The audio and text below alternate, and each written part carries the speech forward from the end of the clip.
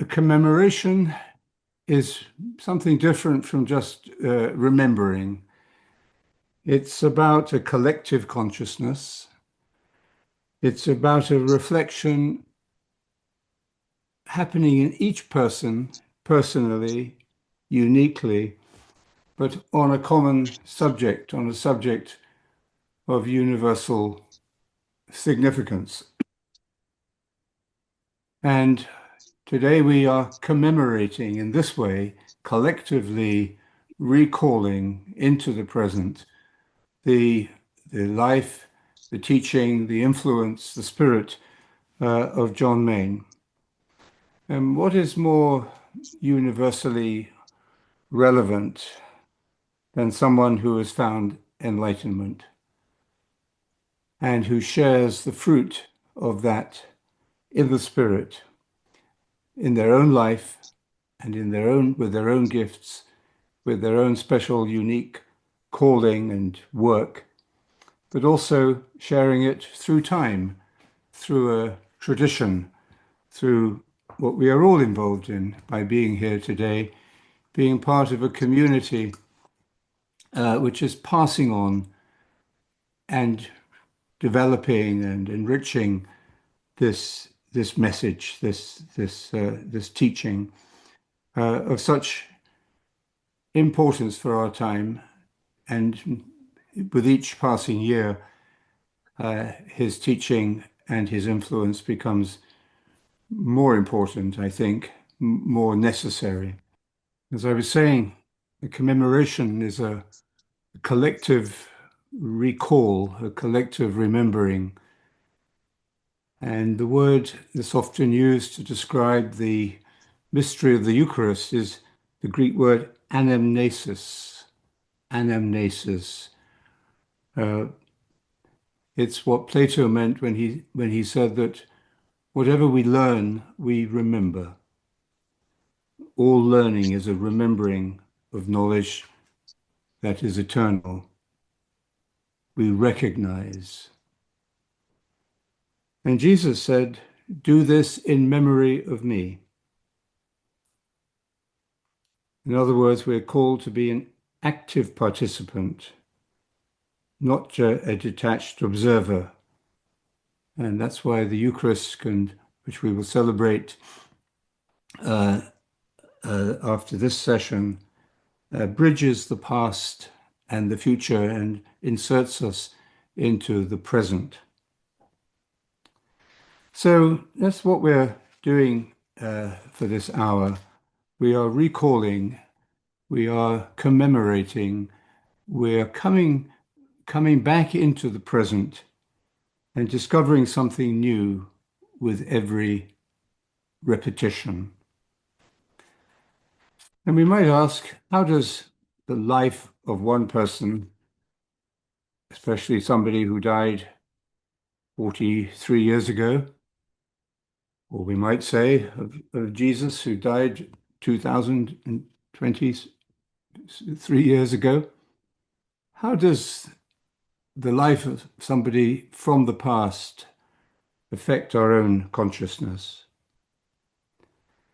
Well, there are two ways in which that can happen, I think. If they are a strong personality, one of the great figures of history, maybe a great general or a great founder, or even if they are a genius and they have a huge ego, then we may idolize them or, of course, demonize them as historical figures. But if their greatness lies in a different sense, if they are an enlightened person who has come to enlightenment through the hard work of transcending and healing their own ego, then their significance, their influence is different for us. Then we can genuinely resonate with them as real human beings who have left something of subtle but enduring meaning and influence for future generations. This is what the great spiritual teachers or the great artists have done. We can genuinely resonate with them, learn from them, and in every generation, we can learn to see our own true nature more clearly as we remember them, as we call them to mind. In John Main, like other men and women who were touched by God and who did not run away from this contact, perhaps we are all touched by God, but many of us get frightened and withdraw from that first contact. But certain people are touched by God and they do not run away. They are changed. And throughout their life, this experience of a personal contact with the reality of God manifests itself in all the circumstances of their life in different ways, in suffering and in joy. And it is this contact that allows them to help us to make sense of the meaning of our own lives. And sometimes our lives seem very meaningless. Most therapists today will say that the most common complaint or suffering that they hear from people is that life doesn't have a point, life doesn't have a meaning, that the fabric of life is somehow illusory and temporary and meaningless. And so it's as if our life is a kind of a jumble sale with all the confusions and contradictions that our life experience present to us over the years. And yet we try to find purpose and sense and direction and meaning in all of that chaotic jumble. And I think John Main, as a teacher, has helped innumerable people to make sense of their lives with a teaching that goes to the heart of their meaning and to the meaning of their heart, to who they are, and that they find hope in a practice, the practice of meditation above all, which can be practiced in good times and bad times, in hardship and in joy. And so some people's lives, and John Main, I think, is one of these people, some people's lives suggest that we can find an order in the chaos.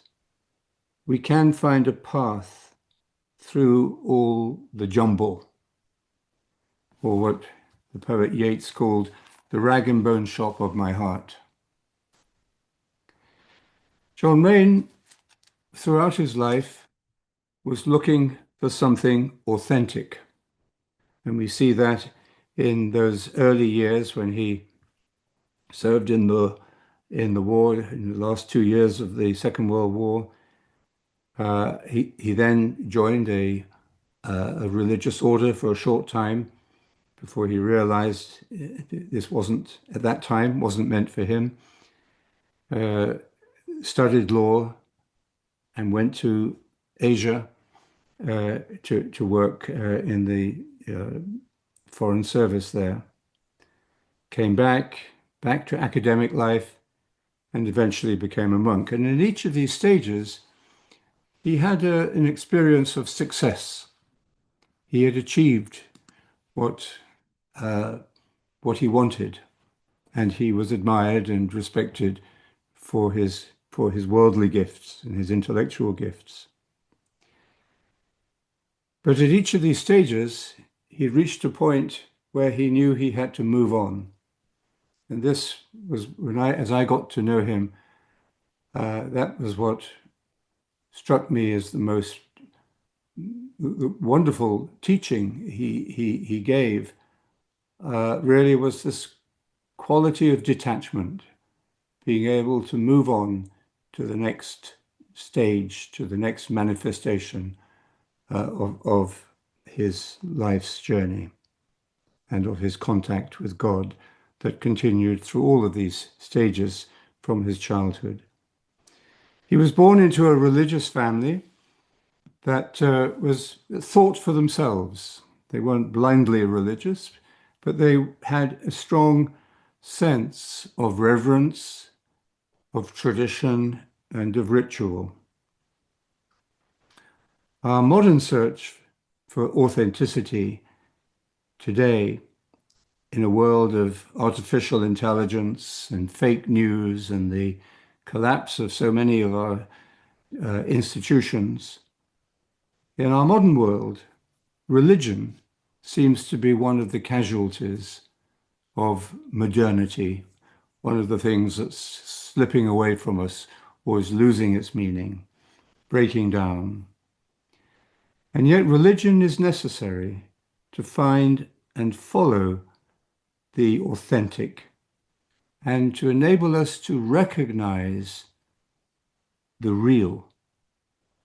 And this was something that John Main was born with or born into and was nurtured in him, this deeply religious sense. But his religious consciousness changed as he grew and matured and understood himself and the world better.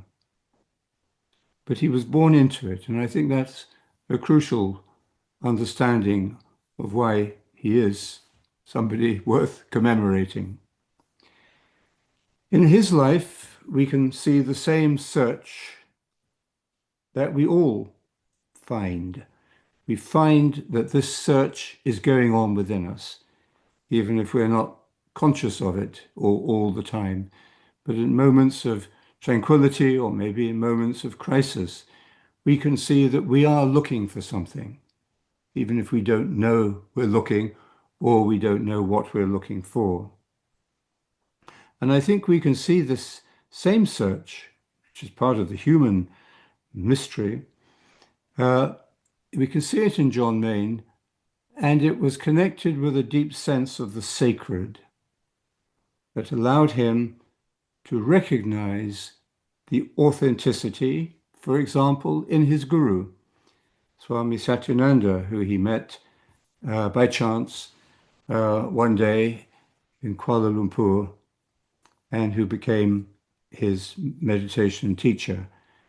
And he recognized the authenticity and the depth within this person, and it opened up in him the search for God within. It was the words that John Main heard him quote from the Upanishads, that the spirit of the one who dwells, who created the universe, dwells within our heart and in silence is loving to all. And these words penetrated at that moment deep into John Main's collective memory, you might say, because it resonated with his own belief, his own faith, understanding of the indwelling Christ. But it was coming from a different source, from a different direction, different tradition. But it was, I think, the same reality that was touched in him at that moment. And it initiated him onto the path of meditation. And he had the personal discipline, the religious discipline of doing it, as his teacher had recommended, twice a day. And this became the hallmark of his own practical wisdom, his own teaching of meditation for modern people. A minimum of twice a day, he said. And then, after he had returned to home, he discovered, as the next major stage of his life and his development, deep, passionate human love. Uh, and with the woman that he fell in love with and who loved him, uh, they decided to marry. But marriage, it turned out, was not his way, and it broke his heart. But how, as one poem puts it, how else but through a broken heart can Lord Christ enter in? And shortly after this emotional uh, pain and suffering, he experienced the suffering and the death of a young child, his nephew, whom he had helped to raise. The boy died of a brain tumor. And this combination, we might say, of love and suffering brought him to that decisive moment where he decided again to move on from the comfortable and successful place in the world that he had reached and became a monk. So, suffering, joy, renunciation of success and status, um, and his journey uh, then into the monastic path. And the path is authentic and is authenticated, whatever it may be for each of us, simply because it is always taking us to a new cliff edge, a new and deeper renunciation.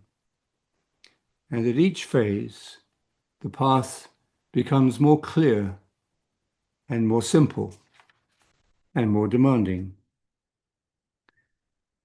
And as he understood this and lived it himself, he translated it into his teaching of the way of meditation, the path of meditation, that allows us to see that our whole life is in fact this path.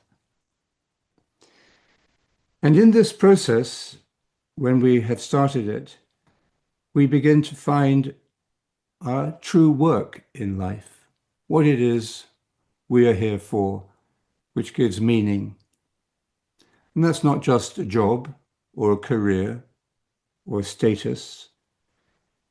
It's not just a job, but it's the work and good work that brings out the best in us, even surprising us ourselves with what it shows us about ourselves, the gifts and the capacity and the potential we have. It brings out the best in us and brings benefits to others as it does so. And what was his work that he came to recognize? Obviously, it was the teaching of meditation, recovering it as part of his own tradition at a point historically where that tradition was in urgent need, and as it still is, of a contemplative revolution. And as a way of making sense of a religion and religious institution that had lost, for many people, lost its meaning. But at a deeper, more personal level, if you asked John Main what he felt his work was or his gift was, it was the work of loving. Out of everything that he experienced and through the authenticity of his inner journey, he came to be one who understood other people and could pay profound attention to them. So many people who met him felt his authority as an authority of love, an authenticity of love. and he saw into their hearts with love. And as Jesus looked into the heart of the rich young man in the gospel story, meditation, as he taught it, renews the meaning of religion in this way. From the heart and the authenticity of the experience of the Spirit within us. It gives new meaning to religion because it shows the meaning of religion. Religion is a relinking to the universal center, to God. It relinks us to our source, to reality, to our goal. Religion is an encounter with the real presence that pervades every chapter of our lives. It's not just about feeling or religious emotion or belief. It's about this real presence. He did see very clearly the danger of a new quietism in religion, in a religious spirituality that was passive, narcissistic, self-absorbed. And that's why he believed so passionately that meditation needed to be restored to its place at the center of the culture and of the life of religion. Religious people, he said once, like to be slightly stoned in a religious kind of way. And meditation for him was the opposite of being narcissistic or slightly stoned. It was about waking up. Meditation for him was not a technique or a tranquilizer or an upper, not a way just of enjoying an altered state of consciousness, but it was a metanoia of the whole person, of the whole consciousness, an awakening, a changing of direction. And therefore, the experience of authenticity that we find in meditation, as he teaches it, sheds a real light, a real illumination on the essentials of authentic religion, its teachings and its rituals even.